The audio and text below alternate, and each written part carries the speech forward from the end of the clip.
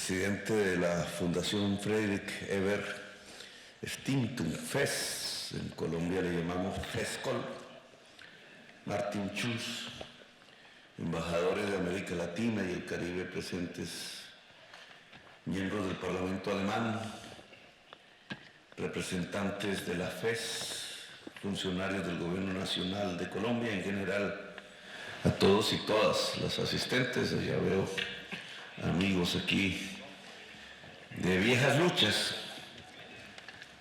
Esta es como mi casa. Aquí vine 3 veces, siempre llegaba a este recinto. Me daba envidia cómo un partido podía tener estas sedes tan bonitas y nosotros siempre buscando en dónde arrendar por ahí un cuarto y una sede. Cuando se fundaba el Polo Democrático fui invitado varias veces como parlamentario joven en ese momento. Pude ser testigo de lo que sucedía en Berlín, su transformación, desde cuando todavía habían verdaderos pedazos del muro que se vendían en las calles. Ahora creo que con los pedazos del muro se pueden hacer como 10 muros. La transformación urbanística, un tanto apabullante, como, bueno, no voy a expresarme un poco sobre ese proceso de fusión que debe haber sido estudiado mucho por académicos, antropólogos, sociólogos, por la misma dirigencia política de la ciudad. Al final de estos tiempos tenemos una ciudad que aún y en mucho es progresista, vibrante, con una juventud de vanguardia. En aquel entonces veía a esos jóvenes organizados, luchar incluso porque no volvieran las formaciones neonazis a las calles de Berlín. Era casi que uno de sus grandes cometidos que querían dejar en la humanidad, aquellas generaciones jóvenes que hoy no lo son tan jóvenes. Supongo que hay nuevas generaciones jóvenes hoy aquí en Berlín luchando por lo mismo. Las circunstancias se agravan indudablemente en toda Europa, en toda la humanidad. No son tiempos buenos, pero de los tiempos que no son tan buenos es que surgen, como Gramsci decía, las nuevas realidades, lo nuevo. Y creo que también estamos viendo surgir lo nuevo en todo el mundo. Así que en esta que considero mi casa, por donde empecé a conocer a Berlín y su arquitectura de vanguardia y sus luchas políticas, también aprendí a ir transformando, digamos, nuestras propias concepciones, tratando siempre de ser un revolucionario. Porque entendimos que el mundo cambia, el pensamiento fluye como el agua, pero que siempre hay una constante y es para algunas personas la necesidad de estar junto a los cambios, no en contra de los cambios. Y creo que hoy, después de una gran noche neoliberal, le llamamos nosotros, neoconservadora, le dicen otros, que por décadas, 3, 4 décadas, ha dominado el mundo, fundamentalmente a partir precisamente de este lugar geográfico, del derribo del muro de Berlín. El derribo del muro de Berlín trajo una oleada neoconservadora, una destrucción del movimiento obrero a escala mundial, un debilitamiento formidable y una pérdida entonces de valores de izquierda. Quizás las luchas, como alguien decía, se libraban más en el terreno de la cultura que incluso alrededor del poder político. Y en el terreno de la cultura sí que se transformó la humanidad en un sentido neoliberal. La idea de construir una sociedad donde los seres humanos compiten como los caballos de carrera, que ni es propio de los caballos, que no corren por competir, ni es propio de los seres humanos, que estamos aquí en este planeta no es por competir, sino por ser solidarios precisamente, por ir construyendo nuestra gran ventaja, un pensamiento, un saber que las otras especies no pueden construir y que solo se puede precisamente construir es a partir de lo común. ¿Quién es el dueño de las matemáticas o del álgebra? Obvio que hubo pensadores, pero es un pensamiento común que se construye a partir de diversas civilizaciones. El saber humano expresa profundamente lo que es la solidaridad, la conectividad, la construcción colectiva. El neoliberalismo lo que buscó fue destruir todo lo que se llamara colectivo, lo común, la comunidad, la solidaridad, lo que nos hace seres humanos. Y hoy estamos recogiendo las consecuencias. Estaba en Davos, me invitaron al Club de los Ricos a principios de este año, en el frío invierno suizo, en una aldea, unas 2 calles, pero que concentran allí en esa época el poder económico mundial, ya casi que es un club, un lugar de turismo también para ver a los ricos. Un cuidado especial del Estado suizo para que no le pase nada a los ricos, para que puedan discutir, a veces muy al estilo de ellos, con los cómicos de la televisión más famosos que llevan allí, las estrellas más famosas que llevan allí, para divertir un poco el auditorio, pero la discusión, el ambiente que había allí no era lo mismo que antes. Y es sintomático de lo que pasa en la humanidad. Allí, en esas altas esferas del poder económico privado, algunos presidentes nos invitaron. Ya no era para decirnos qué hacer. A veces era para escuchar. Era un poder económico algo confundido en las esferas de este mundo contemporáneo, tratando de escuchar qué se planteaba desde los poderes públicos. Creo que es al revés de las otras reuniones de Davos. Antes los presidentes competían por ser invitados. Era como una especie de membresía ser invitado en Davos, porque significaba que era un político querido por el gran poder económico. Allí no escuchaban la política, allí le daban criterios a la política. Ahora en Davos se habló de la policrisis, concepto que construyeron allí. Policrisis porque veían bajo su prisma, bajo su visión, que una serie de crisis simultáneas aparecían sin mayores salidas. La enfermedad, que aún se vive, la enfermedad que paralizó el capitalismo por 1 año o más.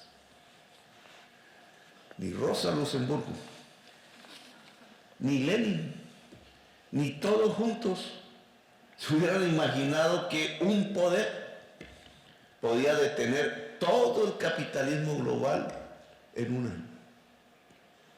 Se lo plantearon, sí, lo quisieron hacer, pero no fueron ellos los que pudieron hacerlo, fue algo invisible. Un virus que alguien podría llamar bolchevique, pero detuvo el capital, lo paralizó, fuimos testigos de ello, para bien, para mal, lo sufrimos, pero también fue un espectáculo indudable, una especie de laboratorio allí, ya no en un país, en una ciudad, lo experimentó toda la humanidad. El capital se puede detener, el mundo puede perecer o el mundo puede cambiar.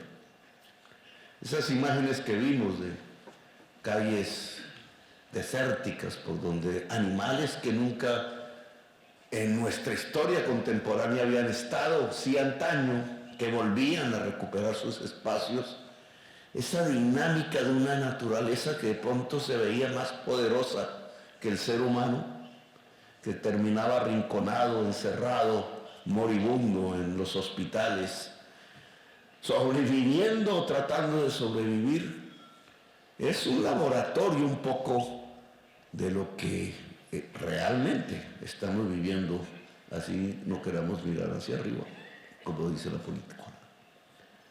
La enfermedad, la pobreza, por tanto, que creció en algunas partes del planeta, menos por el virus, más ahora por la guerra, el hambre, enfermedad, pobreza y hambre creciendo. Cuando se nos había dicho allá, cuando cayó el muro, que lo que venía era una era sin conflictos, que se había acabado la historia, que el capital dominante y triunfante podía construir ya una humanidad pacífica y una humanidad próspera, la generación que más ha consumido en la historia de la humanidad, que nos acercábamos al final de la historia, por tanto, y resulta que lo que vino es la guerra en el propio continente europeo, como si no hubiera una experiencia de lo que sucede con la guerra en Europa. Y con la guerra, paralelamente, la enfermedad y el hambre, el estancamiento económico, que desde 2008 no cede, se profundiza incluso, como todas las noticias económicas nos lo avisan hoy, pero desde el 2008 realmente no hay crecimiento económico empujado por los países más desarrollados del mundo. La productividad se ha estancado y ahora tenemos, gracias a la ciencia, quizás la causa de todas esas crisis que no se veía con tanta claridad en Davos. Es que detrás de la guerra, detrás de la enfermedad, detrás del crecimiento de la pobreza, que lleva al éxodo, que está cambiando la política, en donde reinaba la democracia y ahora crece el totalitarismo, los éxodos de los pueblos del sur tratando de llegar al norte, las causas de ese tipo de policrisis, como decían los ricos de Davos, es otra crisis, una crisis civilizatoria, una crisis que puede llevar, nunca hemos experimentado en la historia de la humanidad algo así, la extinción de la especie, la crisis climática. Allí está la fuente. Y entonces, indudablemente, el mundo que vivimos hoy no es el de 1991, el de 1993, que esta sociedad, la alemana, vivió tan intensamente, tan alegremente, tan optimistamente, pero vivieron décadas completamente diferentes a las que se presumía. Aún guardo por ahí el álbum de La Wall, El Muro, y su hermosa música. Los cantantes hoy ya son algo viejitos. Uno de ellos sigue siendo un portavoz de la libertad, de lo alternativo. Pero lo recuerdo con la nostalgia porque allí el álbum famoso mundialmente, discos todavía que se usaban de aquel entonces, lo que nos hablaba era de la posibilidad de la libertad, del optimismo. Y no fue así. Ahora cerramos el ciclo. Ahora hay un final de los tiempos. Un final del tiempo del neoliberalismo. Y ahora es, no usamos mucho la palabra en Colombia, ni en América Latina, porque tenemos otras coordenadas políticas un tanto diferentes al occidente de Europa. Pero ahora es una oportunidad de la izquierda si quisiera cambiar. Y aquí en esto que es el centro hoy, muy moderno, posmoderno, de un partido obrero socialdemócrata alemán, que es parte del corazón más íntimo de la izquierda contemporánea, desde finales del siglo XIX. Conocemos la historia. De aquí surgió prácticamente todo lo que se puede denominar como una revolución en el siglo XX, el intento de hacerla. Soy hijo de eso. También quise hacer una revolución armada en Colombia, como parte del movimiento 19 de abril, que tenía una fuerte amistad con muchos de los líderes socialdemócratas alemanes del entonces. Pero cambiaba hacia un conservatismo aquel momento. Nos volvieron conservadores, indudablemente, y sobre todo en Europa. Se perdieron las perspectivas del cambio y de una alternativa. Escuchaba a Felipe González decir: la globalización es un dato, punto. Hoy podríamos decir lo mismo, ya no. Ya indudablemente hasta derechas e izquierdas, derechas republicanas, racionales, porque ya hay una derecha irracional que crece, como en 1933, pero a nivel global, ya no a nivel local, que es más grave. Ya no podemos decir que vamos a continuar con el estado de cosas como está. El estado de cosas como están nos lleva a la extinción, punto. Si no nos movemos, se extinguió la especie humana.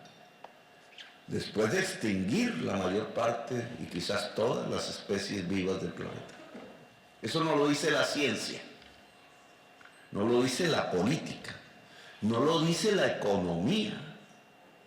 La economía que debería responder por lo que muchas de sus corrientes de pensamiento crearon, el libre mercado, la tesis de Walras, suizo, que al final de su teorema termina concluyendo con una matemática muy elegante sobre la base del cálculo diferencial que estudiamos los estudiantes de economía de hace unas décadas. Ya la crítica a ese modelo no se estudia. Decía que simplemente se le llama la teoría del bienestar si el mercado actuaba libremente. Podríamos lograr el máximo de bienestar individual y colectivo. Eso dijo Walras, con un modelo que los jóvenes estudiantes de economía de mi época criticábamos, pero que se dejó de criticar, porque se volvió el pensamiento dominante, transmitido por medios de comunicación, por expertos de la televisión.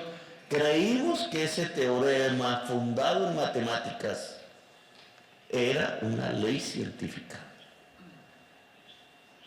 Tanto la izquierda europea como la derecha coincidieron en lo mismo. Y así se nos vendió América Latina, que imitó. Y entonces no, si el mercado actúa libremente, hay que hacerlo. Llegamos al máximo bienestar.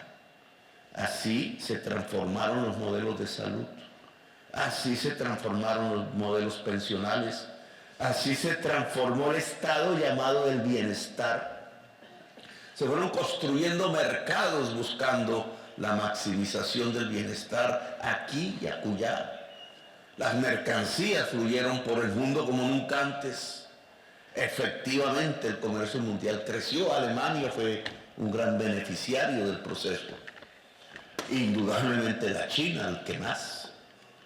El mundo parecía llegar a esa prosperidad que prometía el modelo de Walras, y de pronto la enfermedad, el estancamiento, la guerra, la pobreza, la crisis civilizatoria. Todo lo contrario, esa libertad absoluta del mercado y del capital nos trajo la posibilidad de extinguirnos, no la posibilidad de la maximización del bienestar. El teorema era falso, no es una ley científica, no concuerda con la realidad que vivimos. El paradigma de la economía se ha derrumbado. Hoy lo siguen enseñando en las facultades de economía, pero están enseñando una falsedad que la crisis climática demuestra. es que si sigue libre el mercado y el capital por el mundo, la transformación química de la atmósfera que él mismo produce, el capital, nos acaba. ¿Qué hacer? Entonces se reúnen todos los presidentes del mundo, que no es tan fácil, en las llamadas COP de Naciones Unidas, y empieza un trasegar de poderes públicos, un trasegar más profundo de la ciencia, los poderes públicos ambivalentes entre lo que dice la ciencia y los intereses de la codicia del capital. Las COP tienen patrocinios, la industria petrolera, la industria carbonera. La ciencia avisa y el poder político se queda estancado sin saber qué hacer, porque no es capaz ni de enfrentarse al capital para la transformación, ni es capaz de obedecer el único faro racional que tenemos en el mundo contemporáneo, que es la ciencia. Si no hacemos caso de la ciencia, caemos en el irracionalismo. Y si caemos en el irracionalismo, caemos en el fascismo, como la historia alemana demuestra. Un mundo tan racional y de pronto totalitario. Estamos en un mundo así, parecido. Y es obvio que aquí tiene que aparecer lo nuevo. Lo nuevo indudablemente está apareciendo. Si se examina a fondo la economía política de la crisis climática, pues nos aparece una realidad a la cual tenemos que entender, pero rápidamente, porque el tiempo se agota. Hoy el tiempo está contra nosotros, como un cronograma mortal. Cada segundo es un acercamiento al final que anunciaba la Biblia, pero que hoy dice la ciencia. Hoy lo dice la ciencia. Y entonces es el momento de la política. Es el momento del hacer. Ese cambio va diciendo efectivamente que la crisis climática no se puede superar por el capital mismo. Ha aparecido la corriente, y lo veo con los empresarios que hablo, poderosos unos, menos importantes otros, tratando de mover lo que llaman la transición energética, la descarbonización de la economía. Pero un empresario, por muy poderoso que sea, tiene un límite, y es la rentabilidad, la ganancia, la ley del capital, descubierta por un alemán que cambió el mundo. Pues esa ley no ha sido controvertida. Claro, el alemán ha sido desprestigiado y olvidado, pero la ley no ha sido controvertida, como si su crítico, Walras, y su teorema del bienestar a partir del libre mercado. La ganancia implica que solo se harán proyectos de transformación y de transición hasta que haya rentabilidad. ¿Es suficiente para salvar a la humanidad?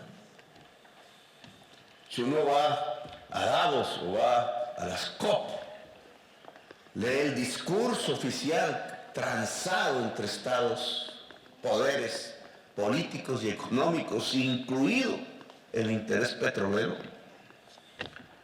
pues no encuentra más sino retórica. De los 100.000 millones prometidos en la COP de París, no ha llegado $1, ni uno. Y ya es tarde prácticamente. No. Europa se preocupó más de la guerra que del cumplimiento de la COP de París. La guerra obviamente tiene un problema, pero la guerra es fruto del gas y del consumo del gas de Europa Occidental. Es decir, tiene un origen en el problema de la crisis climática, que no se ha querido resolver. No se puede resolver mientras creamos en la inercia de la época neoliberal o neoconservadora que el mercado puede efectivamente solucionar el problema que produjo y nos llevará a un estado de bienestar. No, nos lleva a la muerte. Y no porque haya que superar el mercado. Ya no es el dilema de Lenin ni de Rosa Luxemburgo. Pensar que por decreto se puede acabar el mercado. Se demostró que no. Había un planteamiento equivocado allí a principios del siglo XX. No, pero hay un límite del mercado. El mercado por sí mismo, le hace el capital, solo hará los proyectos rentables. Los no rentables, no. Y resulta que la mayor parte de la energía que hay que utilizar, política, económica, social, para resolver la crisis climática, que es imprescindible resolverla, no tiene que ver con las rentabilidades. Yo puedo venir aquí y hablar mañana con el presidente y el canciller alemán, de hecho lo voy a hacer, con los empresarios esta mañana, ya en lo que llamamos la ANDI alemana, la Federación de Empresarios Alemanes. Y claro, siempre el problema será, sí, claro, al país podemos llegar, sí, podemos ir a donde más efectividad puede tener la producción de energía limpia. ¿Pero es suficiente? Y la respuesta es no, y 1000 veces no. Aquí es necesario unos cambios fundamentales. Alguien, un sueco, Andreas Malm, decía, se necesita una revolución. Pues no tenemos ya ni tiempo para hacerla. Además porque tenía que ser global. Si no pudimos en un país, mucho menos en todos. No, ahora hay que ser pragmáticos, como se decía en 1991, pero en un sentido diferente. Que el capital haga hasta donde pueda. Es indudable que el capital tiene que sufrir transformaciones. Si creemos que el capital fósil, como es el nuevo concepto que habría que utilizar, no se va a defender para permanecer sabiendo que esa permanencia significa la muerte, el homicidio, pues claro que se va a defender. Claro que habrá ramas del capital que llaman ahora verde, que querrá ser el sustituto, pero resulta que no le alcanza porque el mismo capital verde está asignado por la misma ley del capital fósil. No, se invierte hasta donde no haya rentabilidad. Y la rentabilidad en la descarbonización de la economía es parcial. Y al ser parcial no cubre la eliminación del flujo que sale de la chimenea de la industria mundial hacia la atmósfera. Solo una parte. Y una parte no nos sirve, porque la manilla del reloj sigue girando en nuestra contra. El tiempo se puso en nuestra contra. Luego hay que hacer otras cosas adicionales. Tenemos que hacer unas transformaciones que el capital y el mercado ya no pueden hacer, son incapaces. Y aquí es donde está el planteamiento del cambio y la posibilidad de una razón de ser de algo que se llama izquierda, que yo prefiero llamar progresismo, porque en América Latina los indígenas no son de izquierda, ni siquiera le aparece en la cabeza ese concepto, pero sí están con el progresismo moderno, contemporáneo del siglo XXI. ¿Qué hacer, por ejemplo? Si uno piensa que hay un límite para el capital en la solución de la crisis climática, entonces reaparece un concepto desvalorizado que hay que valorizar. Político, el poder público, el Estado, la planificación humana, no la planificación de las cosas, la fetichización, llamaba el alemán, que es el mercado simplemente, sino la capacidad racional. La transición energética implica una planificación mundial, multilateral, claro. De esto no ha vivido la humanidad. Tenemos balbuceos, pero se nos vuelve fundamental hoy. lo multilateral que es el encuentro de la diversidad humana para resolver su principal crisis, pero con capacidad vinculante. Hoy por hoy una COP es una serie de discursos. Buenas propuestas no se hacen. En cambio, una reunión de la Organización Mundial del Comercio tiene capacidad. Desvíese de una norma de la OMC, ya tienes un juicio y te cobran una plata, un dinero. Y es abultado para un país del tercer mundo si se incumple un contrato, si se exporta de una manera que no está concebida en la Organización Mundial del Comercio. En la Organización Mundial del Comercio no está la COP. Nadie ha cuidado de vincular la Organización Mundial del Comercio a las decisiones de la COP, que son políticas. En la Organización Mundial del Comercio está la técnica que no es técnica, que es otra política, la que nació con el derrumbe del muro de Berlín, indudablemente. Y allí entonces la Organización Mundial del Comercio tiene poder vinculante y la COP es retórica. La vida está perdiendo. ¿Cómo transformar la Organización Mundial del Comercio?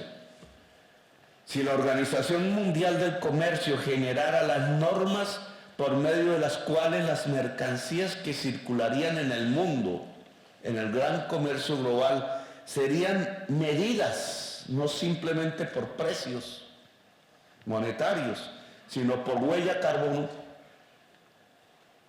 la geoeconomía cambia radicalmente. ¿Dónde es entonces más barato desde el punto de vista de la huella carbono producir? ¿En China? Pues ya ven, el gran fogón de China, que es el fogón de la humanidad, mirado como cambio químico de la atmósfera. En Estados Unidos, el segundo país con más flujo de CO2. En la Unión Europea toda junta, que a pesar de su esfuerzo, toda junta es el tercero. O en América del Sur, que tiene la más baja huella de carbono en su producción. ¿No cambiaría la geopolítica? ¿No es aquí donde se anuncia lo nuevo si fuéramos coherentes con la existencia humana? ¿Qué papel tendría Colombia entonces en el mundo, hablando de mi propio país, que gobierno? ¿No es dable entonces pensar en que la unidad latinoamericana de la que tanto se habla, suramericana si se quiere, la política colombiana, le interesaría más las posibilidades nuevas que trae la crisis climática que anclarnos en el viejo mundo, que nos ha conducido a momentos de pobreza, el petróleo y el carbón y el gas? El progresismo latinoamericano no tendría que unas banderas espectaculares para guiar a sus sociedades y al continente hacia las posibilidades vitales de la humanidad. La izquierda latinoamericana no tendría algo que decir al mundo. Que el viejo discurso nostálgico quizás, amarrado quizás a conservaturismos. ¿Qué pasaría con la izquierda europea?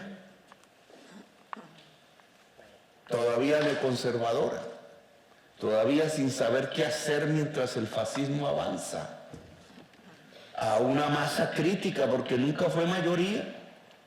En Alemania nunca fue mayoría, en Italia nunca fue mayoría, no ganó las elecciones realmente, llegaba al 30-33%, pero la fuerza se impuso. Pues la izquierda se dividía porque no sabía qué hacer. Hoy también tenemos una izquierda europea que no sabe exactamente qué hacer. Y el fascismo sí está avanzando. Lo vi en las calles de Madrid. Lo vi organizarse contra mí. Por latinoamericano, por el pie del café con leche. Por de izquierda. Ayudado obviamente de la extrema derecha colombiana, que es sanguinaria, que ha hecho un genocidio en Colombia. Pero igual yo lo vi en las calles organizarse, no escuchar, salirse del Parlamento. irracional. Ni la derecha española le siguió el ejemplo, pero es la realidad de que va avanzando y que si circunstancias electorales no son tan propicias, se vuelve determinante, y así fue 1933. Le entregan el poder. El capital le entrega el poder. Por miedo, porque crece sobre la base de los miedos. Que la crisis climática implica que dejemos de consumir. Pero si llevamos 4 décadas consumiendo como ninguna otra generación de la humanidad, ¿cómo vamos a dejar eso? Claro que crece un miedo. La costumbre, ya vuelta a generaciones de los últimos 40 años, de mirar por las calles las grandes marcas y sentirse libre, porque se tiene la libertad de comprar. Y reducir la libertad a ese concepto de poder comprar lo que quiera hasta donde el dinero alcance, libertad que obviamente no tienen los pobres de América Latina, que se restringe exclusivamente al nivel de ingresos, como si la libertad pudiera restringirse al ingreso y no fuera precisamente la gran bandera por la cual todo ser humano, desde que apareció la humanidad, lucha. Autonomía, más poder, más capacidad, más búsqueda, más exploración, explorar más allá, que es lo que lleva la libertad al ser humano. Ir más allá siempre. Quizás el virus debería ser el virus de la vida y el ser humano quizás tuviese la misión de expandirlo por el universo. Pero es la humanidad con la vida, no es la humanidad con la muerte. La izquierda, por tanto, sí tiene un camino a huir, demostrar las cosas nuevas, demostrar el límite del capital para resolver el proceso de la crisis climática, de su superación, de superar el principal problema de la humanidad a partir no solo del capital, sino de la interacción de poderes públicos a escala multilateral. Hoy África es importante. Tiene la selva en el Congo, tiene los desiertos del Sahara llenos de sol. Hoy América del Sur es importante, tiene el agua, el viento y el sol junto a los puertos. El hidrógeno verde del que vengo a hablar mañana como un tema concreto es agua, sol y viento juntos. Resulta que eso no está en buena parte del planeta. Puede haberlo uno, puede haberlo otro, puede haber ninguno. Y nosotros tenemos esa conjunción de agua, sol y viento al mismo tiempo y en el mismo lugar, lo cual nos hace poderosos desde el punto de vista de lo nuevo y de una transición. Claro que sobre eso se puede crear una política y una geopolítica. Para nosotros importante, pero para Europa también. Y para la humanidad también. Luego aquí hay uno de los grandes temas que me parece debemos abordar. Ahora, si el capital privado, con todo el poder que ha demostrado en las últimas décadas de transformación, había un filósofo allí, un crítico literario, Berman, con un libro llegó casi a ser un bestseller, todos los sólidos se desvanecen en el aire, que Berlín lo demuestra. Su propia arquitectura volátil demuestra que todos los sólidos se desvanecen en el aire. Se puede hacer y rehacer. No queda mucho del mundo soviético en Berlín. Se borró por demostrar que el capital es más poderoso, así de simple. Pero bien, es el flujo de la historia, esa es la realidad. Ahora, esto es, o se necesitan nuevas transformaciones.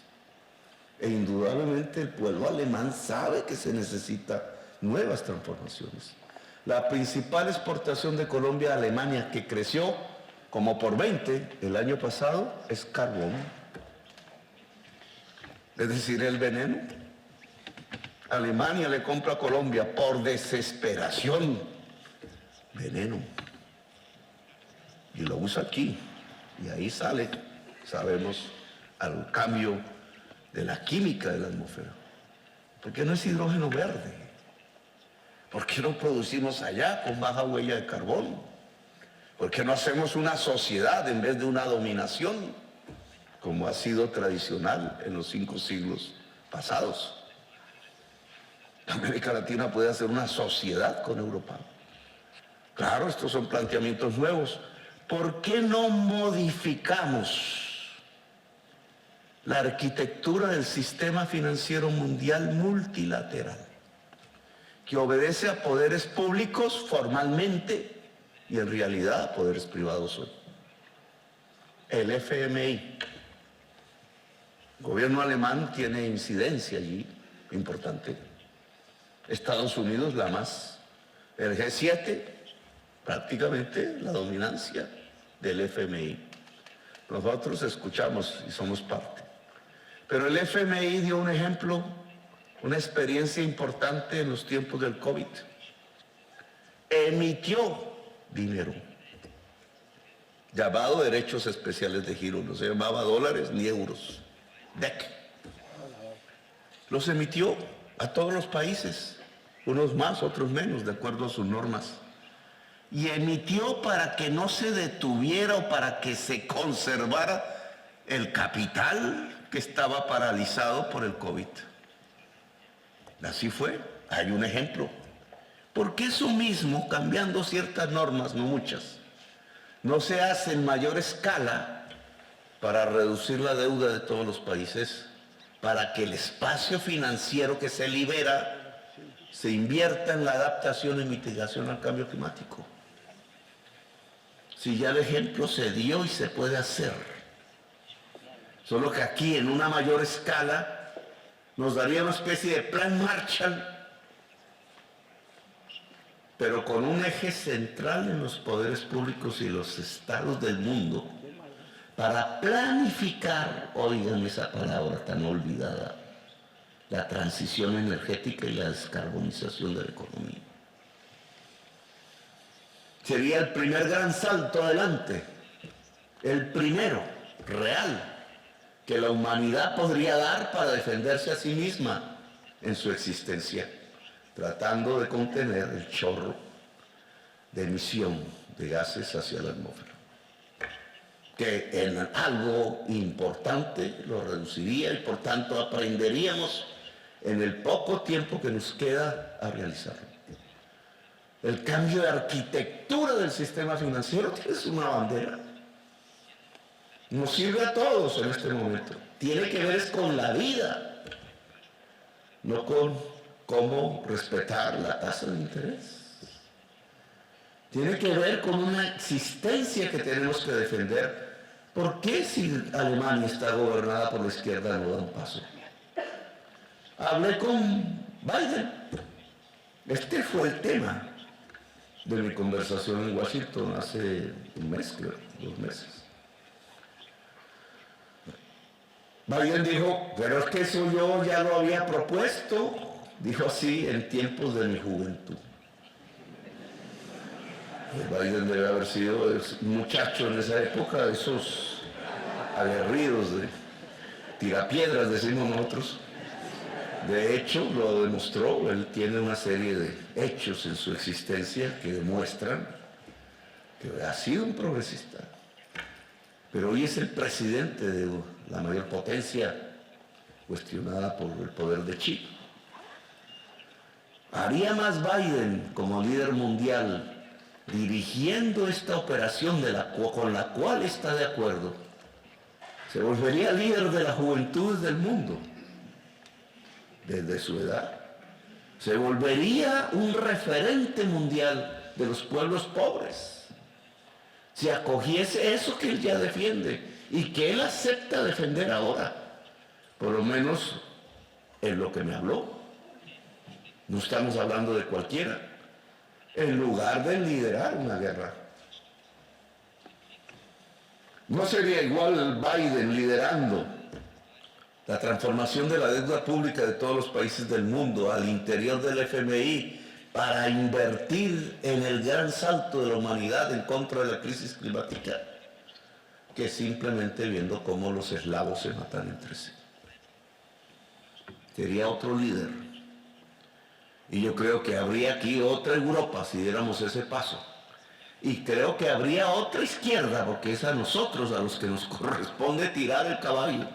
No lo va a hacer la derecha, lo ha demostrado. Al lado de la ciencia, como siempre se pensó el progresismo, desde los tiempos de la Revolución Francesa y antes. Es que no dijimos la diosa razón. No se esgrimió la libertad, igualdad y fraternidad en Europa. No llegaron esas ideas a América Latina casi que instantáneamente sin que existiera el Internet. No cruzó por los dirigentes en ese entonces de los Estados Unidos en formación. No dijimos a partir de ese entonces, quienes nos consideramos progresistas, que es la política aliada a la ciencia. No lo dijimos. Es decir, la razón guiando la decisión política. Eso que llamamos racionalidad, que nació aquí, en Grecia realmente. Eso que llamamos la razón no es la esencia de lo que han sido los movimientos progresistas en los últimos siglos, pues no la ciencia nos marca un camino. Y pareciera que la izquierda no quisiera prestarle atención. Luego dice de sí misma, porque la razón de la izquierda es la razón científica. Puede sonar un poco sólido, pero la razón de la izquierda es la razón científica. Si se equivoca la ciencia que lo hace, se equivoca la izquierda. Pero en general, el faro de la humanidad es el saber, es la ciencia.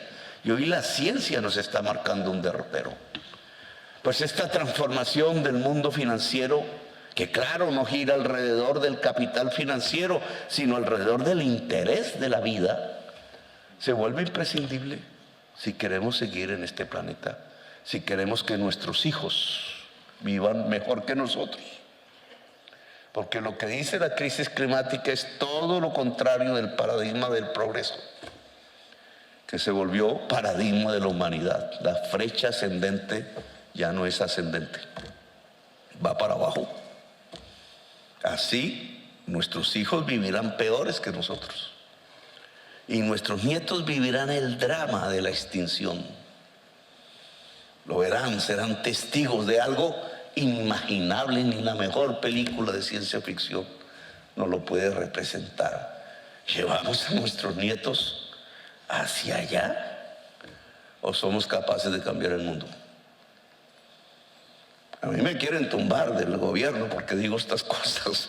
Soy un verdadero outsider en América Latina. Pero yo creo que es importantísimo que lo podamos hacer, que la izquierda de nuevo piense cambiar el mundo. No hay necesidad de, por decreto, acabar con el capital. El capital se está autoeliminando. La crisis climática es la demostración. Lo único que hay que hacer es poner lo nuevo a funcionar, planificar, integrar poderes públicos, racionalizar la acción humana en el planeta para poder vivir en el planeta y dejar que lo diferente a nosotros, los seres humanos, siga viviendo en el planeta y a partir de ahí vivir mejor. El mejor vivir que dicen en América Latina. Los planes de vida, dicen los indígenas. Los planes de vida, el mejor vivir, no es como lo que surgió en el mundo con el derribo del muro de Berlín, es otra. Tampoco era lo que había con el muro de Berlín, indudablemente. El totalitarismo, la falta de libertad, no. Es otra cosa diferente. Es una manera de sentir diferente. Es poner el progreso en función de la sensación de la existencia. de la sensibilidad en vez de acumular cosas que nos están matando. Es otra perspectiva, indudablemente. Quizás una humanidad más vieja, indudablemente que será. Por tanto, más sabia, más frugal, indudablemente. Es decir, más sabia. Sabia y frugal. Y más vieja, quizás sea la humanidad dentro de 30, 40 años. Con la capacidad de sostener la vida en el planeta y quizás llevar la vida más allá. ¿Por qué no? El virus de la vida en vez del virus de la muerte. Quizás somos los portadores de eso. Y esa es nuestra misión. Pero hoy por hoy es nuestro planeta el que tenemos que cuidar. Y está en el cambio. La palabra cambio se vuelve fundamental. No como consigna electoral simplemente, que casi todos lo usan. Hoy hay que cambiar si queremos vivir. Cambio y vida se vuelven sinónimos. ¿A quién más le puede interesar que la realidad a la que llegamos al juntar la palabra cambio y la palabra vida casi como sinónimos? ¿A quién más le puede interesar que a quienes hemos luchado toda la vida por el cambio, por la transformación? ¿A quién más que a la izquierda? Izquierdas latinoamericanas, que no nos llamamos así, izquierdas europeas que les gusta llamarse así, porque eso viene del Parlamento, la Gran Asamblea Francesa. Entonces son términos europeos, derecha, izquierda, girondinos y jacobinos. Los latinoamericanos somos un poco más fluidos en eso. Algún día hablaremos de esas diferencias. Pero indudablemente es el momento del cambio porque es el momento de la vida. Y nos tocó a nosotros, no a nuestros hijos. Es a esta generación presente, a estas organizaciones políticas, a estas organizaciones sociales, a ver si podemos construir el gran tejido humano a escala global que nos permita la transformación del mundo en 10 años, porque no tenemos más tiempo. Una década. Los 10 días que estremecieron al mundo, escribía el periodista norteamericano allá en 1917, en la Rusia. Ahora son los 10 años que pueden establecer al mundo, porque ni más ni menos hoy no es cómo se derriba un régimen y se reemplaza por otro, sino cómo se salva la vida del planeta Tierra. Esa es nuestra función hoy, política y humana. Gracias por haberme escuchado y muy amables.